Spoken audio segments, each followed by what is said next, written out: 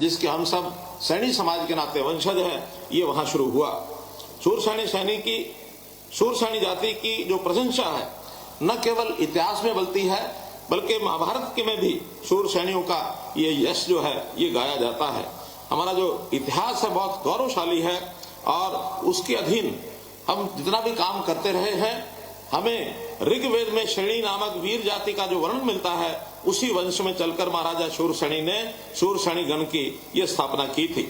सैनी समाज ने सामाजिक क्रांति के अग्रदूत महात्मा ज्योतिबा फुले, भारत की प्रथम महिला शिक्षिका सावित्रीबाई फुले जैसे समाज सुधारक और श्री लक्ष्मीदास जी जैसे संत, बल्लभगढ़ रियासत के सेनापति गुलाबचंद सैनी जी जैसे वीर योद्धा, बिहार के सामाजिक क्रांति के सूत्रधार बाबू जगदेव प्रसाद कुशवाहा जैसे समाज सेवक, और बहुत प्रसिद्ध नाम हमने सुना है हॉकी के जादूगर मेजर ध्यानचंद कुशवाहा जैसे खिलाड़ी, परमवीर चक्र विजेता कैप्टन गुरुबचन सलारिया, परमवीर चक्र विजेता सूबेदार जोगेंद्र सिंह सैनी जी जैसे वीर सैनिक, और चंडीगढ़ जिस नाम से ख्यात है, प्रसिद्ध है, प्रख्यात है, ऐसे कलाकार जो चंडीगढ़ स्थित रॉक गार्डन के निर्माता हैं पद्मश्री नेकचंद सैनी जी, भारत में बाघों की जनसंख्या और उनके अस्तित्व को बचाने के लिए कार्य करने वाले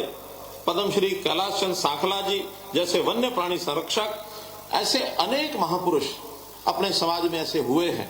हमें अपने इन जो महापुरुषों का, वीरों का, इनकी जब जीवनी पढ़ते हैं तो वास्तव में माथा ऊंचा होता है, गौरव से हम अपने सीने को चौड़ा करते हैं। स्वतंत्रता आंदोलन में भी सैनी समाज का बहुत बड़ा योगदान रहा है। आजाद हिंद फौज में सेनानी सरदार महंगा सिंह सैनी और अजीत सिंह सैनी जैसे सेनानी इसी समाज ने दिए हैं। वास्तव में देश का इतिहास इन सेनानियों का और हमारी आजादी के आंदोलन से भरा पड़ा है। 1857 की पहली जो स्वतंत्रता की जो लड़ाई थी, उस समय समाज के वीरों ने कितना बड़ा योगदान किया है। लेकिन एक दुर्भाग्यपूर्ण कथा ऐसी भी कभी कभी सुनने को मिल जाती है, और बड़ी दुर्भाग्यपूर्ण इसलिए मैं कह रहा हूं कि अभी अभी ये जो यात्रा चल रही है, जो राहुल गांधी के नाम से यात्रा चलाई जा रही है, कल ही अजमेर में जो हमारे कांग्रेस के अध्यक्ष हैं, उन्होंने क्या कहा कि हमने आजादी दिलाई है।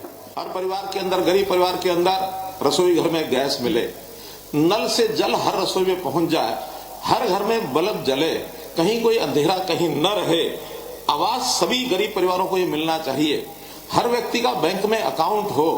यानी कितने क्रांतिकारी कदम किए हैं जो जब दुनिया के लोग देखते हैं कि भारत जिस गति से आगे बढ़ रहा है और समाज में ईज ऑफ लिविंग का जो एक पैमाना तय किया गया है, लोग दिन प्रतिदिन अपने जीवनचर्या को यानी सरल कर रहे हैं, आसान हो रहे हैं। हमारे यहाँ का हैप्पीनेस इंडेक्स ये बढ़ रहा है, लोग सामान्यतः आनंदित रहें, खुश रहें, इस प्रकार की और हमारी कार्य पद्धति करने का काम हम कर रहे हैं। हमने ई गवर्नेंस इसको चालू किया ताकि लोगों को भागदौड़ न करनी पड़े। आपकी कोई छोटी बड़ी तकलीफ है, सरकार से कोई काम है, घर बैठे आप अपनी बात को सरकार के किसी भी कार्यालय में, ऑफिस में पहुंचा सकते हैं। घर बैठे आपका काम सुविधाजनक हो जाएगा, आपको समाचार मिलेगा। परिवार पालन करना ये परिवार के मुखिया का दायित्व होता है। मुखिया अगर इस ऊहापोह में लगा रहेगा तो समाज को सुखी हम नहीं कह सकते। दीनदयाल जी ने हमको कहा था कि एक सुखी समाज की कल्पना क्या करेंगे, तो सुखी समाज वही होता है जहां समाज में खड़े हुए सब लोगों में अगर किसी को अंतिम श्रेणी का व्यक्ति कहा जाए तो अंतिम श्रेणी के व्यक्ति को भी हर प्रकार की सुख सुविधा मिले। अंत्योदय के भाव से सरकारों के लिए काम करने का एक संदेश, इन्होंने सिद्धांत एक उन्होंने दिया था, जिसके ऊपर हमारी सब सरकारें चल रही हैं। हरियाणा में विशेष तौर पर हमने बहुत बड़ी बड़ी इसकी योजनाएं बनाई हैं।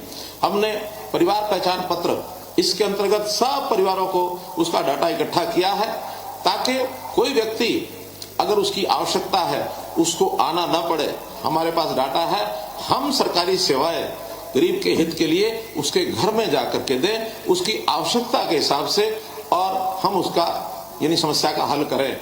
डिमांड के हिसाब से नहीं करें। डिमांड तो बहुत लोग कर पाते हैं, बहुत लोग अपनी बात को आगे बढ़ा भी नहीं पाते हैं, उनके पास इतनी योग्यता क्षमता भी नहीं होती, वो अपने घर बैठे मायूस बैठे रहते हैं। लेकिन हम घर घर जा करके और ऐसी सारी चीजों का और उनको लाभ पहुंचाएं।